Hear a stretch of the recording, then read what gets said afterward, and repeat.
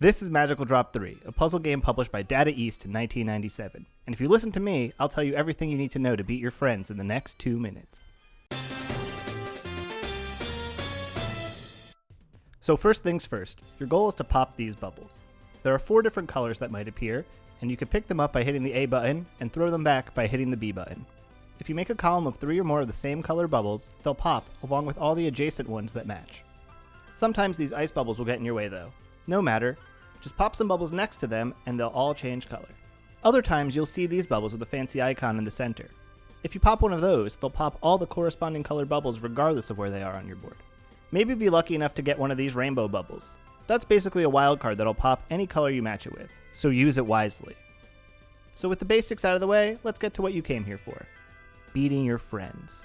When you pop bubbles in quick succession, you'll make what we call a chain reaction, which will send trash to your opponent. There's no way to block this trash like in other puzzle games, so you'll have to clear it quickly to stay alive. There are 16 characters, plus another 7 hidden characters, and they each have their own unique shape and color pattern for trash. This one's really bad. And this one, that's really good. Here are all of their shapes and patterns. And if you couldn't follow that, then here's a tier list. But don't worry, none of this really matters right now. What does matter, however, is the length of your chain reaction. See, if you make a chain of 2, it'll send 4 lines of trash. A chain of 3 will send 5 lines, a chain of 4 will send 6 lines, and so on until you hit a cap of 8 lines of trash. So if you do the math, and I have, 2 is the optimal chain reaction length, and it also happens to be the easiest one to set up. Because if your opponent can't clear all the lines you send to them, they'll get pushed off the board, and they'll lose the round. Now these other chain reaction lengths aren't useless. In fact, they're more likely to send ice to your opponent, which is handy sometimes, but not always. So if you're extra observant, you might have noticed this counter between the 2 screens.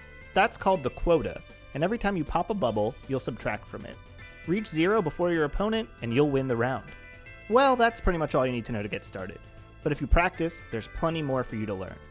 Like why it's sometimes a good idea to intentionally give yourself extra bubbles by pressing the C button, or how to duplicate special bubbles with the help of some well-placed ice, or why mashing might actually help you move around the screen faster than you thought was possible. For more information on game mechanics and how to get started playing Magical Drop 3, visit my aptly named website, playmagicaldrop.com. And when you're ready, join our community on Fightcade and Discord to play against the best and compete in our monthly tournaments. I hope to see you there!